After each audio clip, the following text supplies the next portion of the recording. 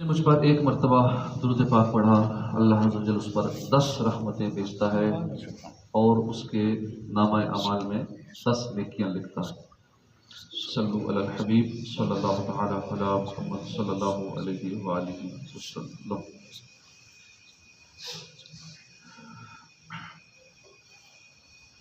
امام احمد رضا خان رحمۃ اللہ علیہ لکھتے ہیں کہ جو مسجد میں دنیا کی بات کرے، اللہ عز و جل اس کے 40 سال کے نیک اعمال برباد فرما دے۔ سیدنا انس بن مالک رضی اللہ عنہ سے مروی ہے کہ سرکار والا تبار صلی اللہ علیہ وآلہ وسلم نے فرمایا کہ مسجد میں ہنسنا قبر میں اندھیرا لاتا ہے۔ اور حضرت سیدنا علامہ علی قاری فرماتے ہیں کہ مسجد میں مباح، یعنی جس میں نہ ثواب ہے نہ گناہ ہے، مباح بات کرنا مکروہ ہے اور نیکیوں کو کھا جاتا ہے۔ ایسی بات جس میں گناہ بھی نہیں ہے، ثواب بھی نہیں ہے، اس کو مباح کہتے ہیں۔ تو مباح کلام کرنا بھی نیکیوں کو کھا جاتا ہے۔ مذکورہ والا روایات سن کر اللہ کے خوف سے لرزیے، کہیں ایسا نہ ہو کہ مسجد میں داخل تو ہوئے ثواب کمانے، مگر خوب ہنس بول کر نیکیاں برباد کر کے باہر نکلے کہ مسجد میں بلا اجازت شرعی دنیا کی جائز بات بھی نیکیوں کو کھا جاتی ہے۔ لہذا مسجد میں پرسکون اور خاموش رہیے، بیان بھی کریں یا سنیں تو سنجیدگی کے ساتھ، کہ کوئی ایسی بات نہ ہو جس سے لوگوں کو ہنسی آئے، نہ خود ہنسیے نہ لوگوں کو ہنسنے دیجیے، کہ مسجد میں ہنسنا قبر میں اندھیرا لاتا ہے۔ بعض لوگ بیانات اس ٹائپ کے کرتے ہیں کہ ہنسانے والی باتیں ہوتی ہیں، تو جو بھی نمازی یا سامعین سننے والے ہوتے ہیں وہ ہنستے ہیں، آواز نکلتی باقاعدہ، قہقہ لگاتے ہیں۔ بعض کا تو پورے بیان میں یہ سلسلہ چلتا رہتا ہے ہنسنے کا۔ تو مسجد میں ہنسنا یہ گناہ کا کام ہے۔ کہیں اگر ہم ایسی محفل میں جائیں کہ یہاں یہ سلسلے ایسے ہوتے ہوں تو ہمیں بولنا چاہیے، منع کرنا چاہیے، بیان کرنے والے کو بھی ہونا چاہیے کہ جناب یہ ایسا نہ کریں، مسجد ہے، آپ ایسی باتیں کریں کہ لوگ ہنس رہے ہیں، تو یہ درست نہیں ہے۔ مسجد کے ادب کا خیال رکھنا ہے۔ اعتکاف کے دوران خصوصاً کیونکہ آگے لوگ آخری عشرے کا اعتکاف کرتے ہیں مساجد میں، اور اب بھی کئی لوگ معتکف ہیں، تو ان سے زیادہ یہ غلطیاں ہو جاتی ہیں معتکفین سے، تو آپس میں باتیں کرتے ہیں یا ہنسی مذاق کرتے ہیں، کیونکہ 24 گھنٹے مسجد ہی میں رہنا ہوتا ہے، تو بے احتیاطی ان سے ہو جاتی ہے۔ تو جنہوں نے بھی اعتکاف کی سعادت حاصل کرنی ہے، خصوصاً وہ ان چیزوں کا خیال رکھیں کہ اللہ کو راضی کرنے کے لیے اعتکاف بیٹھے تھے، لیکن ہنس کر دنیا کی باتیں کر کے اور اس طرح کے مسجد کی بے ادبیاں کر کے کہیں ایسا نہ ہو کہ اپنے زندگی بھر کے اعمال برباد کر کے مسجد سے نکلیں۔ مروی ہے کہ ایک مسجد اپنے رب کے حضور شکایت کرنے چلی کہ لوگ مجھ میں دنیا کی باتیں کرتے ہیں۔ ملائکہ اسے آتے ہوئے ملے اور بولے کہ ہم یعنی مسجد میں دنیا کی باتیں کرنے والوں کے ہلاک کرنے کو بھیجے گئے۔ روایت کیا گیا ہے کہ جو لوگ غیبت کرتے ہیں اور جو لوگ مسجد میں دنیا کی باتیں کرتے ہیں، ان کے منہ سے بدبو نکلتی ہے، جس سے فرشتے اللہ کے حضور ان کی شکایت کرتے ہیں۔ تو جب مباح اور جائز بات بلا ضرورت شرعیہ کرنے کو مسجد میں بیٹھنے پر یہ آفتے ہیں، تو مسجد میں حرام کام کرنا، مسجد میں ناجائز کام کرنا، اس کا کیا وبال ہوگا، ان کا کیا حال ہوگا۔ درزی کو اجازت نہیں کہ مسجد میں بیٹھ کر کپڑے سیے، ہاں بچوں کو روکنے اور مسجد کی حفاظت کے لیے بیٹھا ہے تو حرج نہیں۔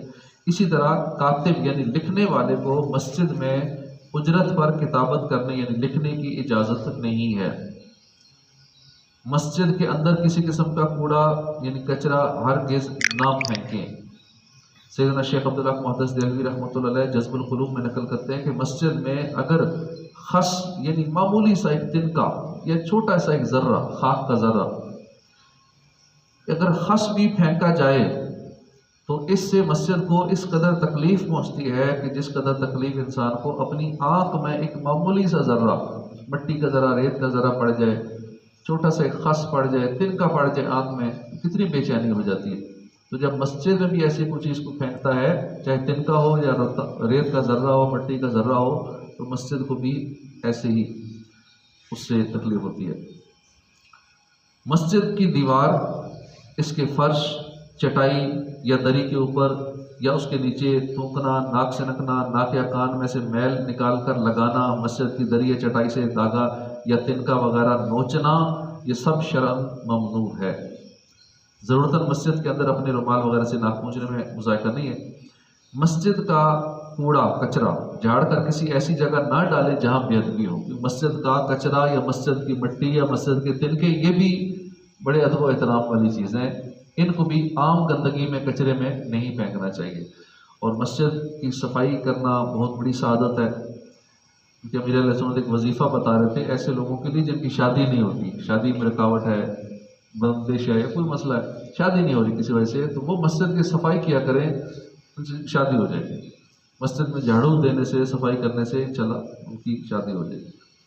تو یہ سعادت حاصل کرتے رہنا چاہیے۔ جہاں بیٹھے ہوئے ہوں تو کم از کم اپنے ارد گرد دیکھ لیا کریں کہ کہیں کوئی ذرے تو نہیں پڑے، بلکہ جیب میں شاپر رکھ لیں چھوٹا سا۔ کئی ماشاءاللہ نوازیوں کی عادت ہے وہ جیب میں چھوٹا سا شاپر رکھا ہوتا ہے، تو جہاں بھی بیٹھتے ہیں وہاں اپنے دائیں بائیں دیکھ لیتے ہیں کوئی ذرے ہیں، تنکے ہیں، کوئی دھاگا ہے، کوئی ایسی چیز ہے، وہ اٹھا کے اس میں ڈالتے رہتے ہیں۔ تو یہ بھی ایک صفائی کا ذریعہ ہے۔ تو چلیں، زیادہ وقت نہیں ملتا تو جہاں بیٹھے ہیں اتنی دیر ہی صفائی سے۔ جوتے اتار کر مسجد میں ساتھ لے جانا چاہیں تو گرد باہر جھاڑ لیں۔ یہ بھی عادت ہوتی ہے، لوگ مسجدوں میں جوتے اندر لے جاتے ہیں چوری نہ ہو جائیں، تو اب اس کے نیچے لازم اور مٹی لگی ہوتی ہے، باہر کے جراثیم گند مند سارا لگا ہوتا ہے، تو وہ پھر مسجد کے اندر آ جاتا ہے، اس کا بھی خیال رکھنا چاہیے۔ اگر اندر لے جانی ہے تو اس کے لیے ایک شاپر رکھ لینا چاہیے، اپنے جوتے شاپر کے اندر ڈال کے پھر اندر لیں تاکہ مسجد کے اندر گندگی نہ جائے۔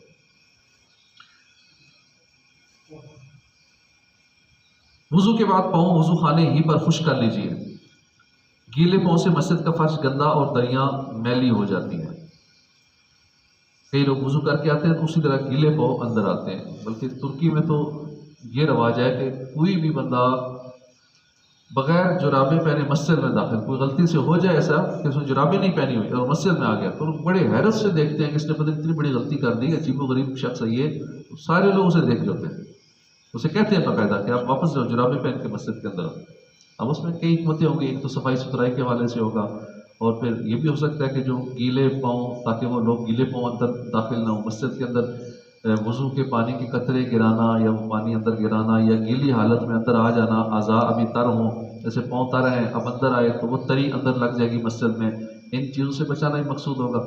لیکن بہرحال یہ مسجد کا ادب ہے تو ہمیں بھی اس ادب کا خیال رکھنا چاہیے، ہو سکے تو مسجد میں جرابیں بھی صاف ستھری، بعض کا جرابیں بھی ایسی ہوتی ہیں کہ سمیل آ رہی ہوتی ہے، اور بعض صورتوں میں کئی لوگ بتاتے بھی ہیں کہ باہر جب لوگ بوٹ شوز اتارتے ہیں یا جرابیں اتارتے ہیں تو اچھی خاصی سمیل وہاں باقاعدہ فیل ہو رہی ہوتی ہے آگے پیچھے، تو مسجد کو سمیل سے بچانا، یہ شوز اتارنا کہ اس شوز سے سمیل اندر آ رہی ہو یا جرابوں سے سمیل آ رہی ہو، تو جرابیں بھی ہوں تو دھو لینی چاہیے 2 دن بعد، یا جب محسوس کریں کہ اب تھوڑی خراب ہو رہی ہیں تو دھو لینی چاہیے۔ کوئی بھی چیز سمیل والی، چاہے ٹوپی ہو، چاہے کپڑے ہوں، جرابیں ہوں،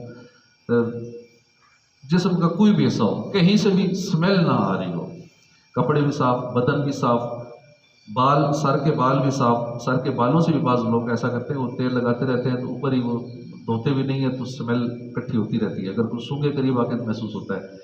اسی طرح داڑھی رکھی ہے تو داڑھی کی صفائی بھی ضروری ہے، صابن سے وقتاً فوقتاً اسے دھوتے رہیں، صاف ستھرا رکھیں، اسے بھی سمیل نہ آئے، منہ کی صفائی کا خاص خیال رکھنا چاہیے، تو ہر طرح کی بدبو سے مسجد کو بچانا ضروری ہے۔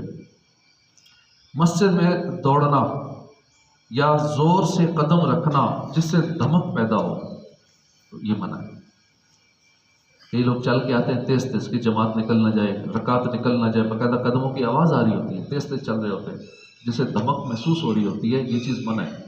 بلکہ مسجد میں تو کوئی کپڑا ایسے پھینکنا بھی منع ہے، جیسے یہ اب چھوٹا سا یہ فوم ہے، اب اس سے گرنے سے کیا آواز پیدا ہوگی، تو اسے یوں پھینکنا بھی منع ہے، کتنی معمولی سی چیز ہے۔ تو جو لوگ پاؤں کی دھمک پیدا کرتے ہیں یا جب اعتکاف بیٹھتے ہیں تو اسے زور سے بسترے پھینکتے ہیں سونے کے لیے، رضائی پھینکی، بلیکٹ پھینکا، تکیہ زور سے پھینکا، ان چیزوں پہ خیال نہیں رکھتے تو بہت بے ادبی ہے یہ۔ چلنا بھی چاہے بالکل آہستہ آہستہ قدم اس طرح قدم رکھیں کہ بالکل آرام سے قدم ٹکے، ذرا سی آواز پیدا نہ ہو قدموں کی۔ وضو کرنے کے بعد اعضائے وضو سے ایک بھی چھینٹ پانی فرش مسجد پر نہ گرے۔ اعضائے وضو سے وضو کے پانی کے قطرے فرش مسجد پر گرانا ناجائز اور گناہ ہے۔ مسجد کے ایک درجے سے دوسرے درجے میں داخل ہوں تو مثلا صحن میں داخل ہوں تب بھی، اور صحن سے اندرونی حصے میں داخل ہوں سیدھا قدم اندر رکھنا چاہیے. جیسے باہر سے آپ اندر آئے تو بھی سیدھا قدم. اب ادھر سے صحن سے یہاں حال میں داخل ہو رہے ہیں تو یہ جو دروازے ہیں ادھر سے بھی اندر داخل ہوں تو پہلے دایاں قدم اندر رکھیں. تو اسی طرح پچھلی صف سے اگلی صف میں داخل ہو رہے ہیں تو بھی سیدھا قدم اگلی صف میں رکھیں. جب وہاں سے ہٹیں تب بھی سیدھا قدم فرش مسجد پر رکھیں، یعنی آتے جاتے ہر بچھی ہوئی صف پر پہلے سیدھا قدم رکھیں. ہر صف میں پہلے سیدھا قدم رکھیں. یا خطیب جب ممبر پر جانے کا ارادہ کرے پہلے سیدھا قدم رکھے، جب اترے تو بھی سیدھا قدم اتارے. مسجد میں اگر چھینک آ جائے تو کوشش کریں کہ آہستہ آواز نکلے. اسی طرح کھانسی بھی ہو تو کوشش کریں کھانسی کی آواز جتنی دب سکتی ہے اتنی دبائیں. سرکار مدینہ صلی اللہ علیہ وسلم مسجد میں زور کی چھینک کو ناپسند فرماتے. اسی طرح ڈکار کو ضبط کرنا چاہیے، اور نہ ہو تو حتی الامکان آواز دبائی جائے اگرچہ غیر مسجد میں ہو. خصوصاً مجلس میں یا کسی بزرگ کے سامنے بھی یہ کرنا بے تہذیبی ہے. اللہ پاک ہمیں مساجد کا ادب کرنے کی توفیق عطا فرمائے. آمین بجاہ نبی الامین صلی اللہ علیہ وآلہ وسلم. صلو علی الحبیب صلی اللہ تعالی علی محمد.